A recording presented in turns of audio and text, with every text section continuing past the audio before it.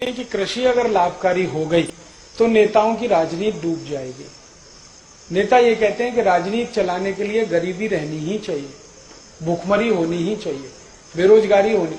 मैं आपको बिना किसी लाग लपेट के कहता हूं, एक भूतपूर्व प्रधानमंत्री थे जो अब जीवित नहीं है, उनका नाम था चंद्रशेखर।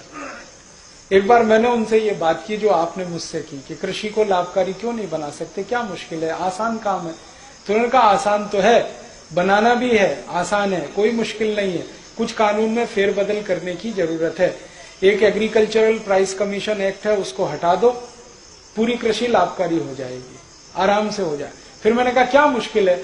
उन्होंने कहा हमें मुश्किल एक ही है कि अगर ये लाभकारी मूल्य में आ गए सारे किसान तो इनकी गरीबी खत्म।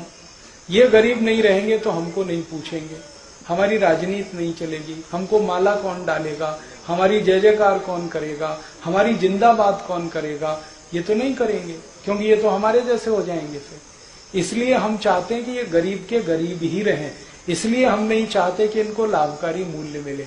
तो मैंने कहा ये आप कह रहे हैं? उन्होंने कहा ये मैं नहीं कह रहा हूं, सभी प्रधानमंत्री यही कहते हैं, बस अंतर इतना है कि मैं खुल के कह रहा हूं, बाकी पर्दे के पीछे कहते हैं। तो कोई सरकार नहीं चाहती कि गरीबी, भुखमरी, बेकारी खत्म हो, क्योंकि उससे उनका आधार ही खत्म होता है।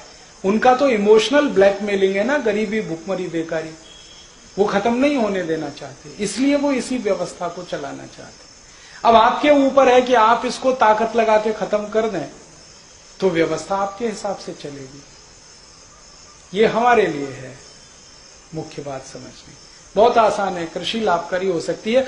आप सिर्फ इतना कर दो कि जैसे उद्योगपति अपने कोई भी उत्पाद का भाव तय करता है, वैसे किसान अपने हर उत्पाद का भाव खुद तय करेगा, बस बात खत्म हो गई। उसको जो लगता है गेहूं बेचेगा उस भाव में, उसको जो लगता है चावल बेचेगा उस भाव में।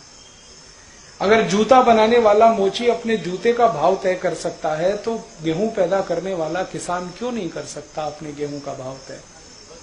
अपने हिसाब से तय कर लेगा, जिसको खरीदना खरीदे, नहीं खरीदना ना खरीदे। जैसे जूता होता है, चप्पल होता है, टूथपेस्ट होता है, टूथब्रश होता है, इनके भाव सरकार तय करती है क्या? वो अपने भाव खुद तय करते हैं। किसान को भी छोड़ दो, अपने भाव तय कर लेगा, तो उसमें सब चीजें जोड़ेगा वो, है जी।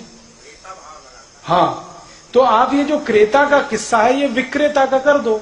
जैसे पूरी इकोनॉमी में विक्रेता भाव फिक्स करता है, ऐसे ही किसान की इकोनॉमी में विक्रेता फिक्स करेगा। इतना ही करना है, पूरी कृषि लाभकारी हो जाएगी।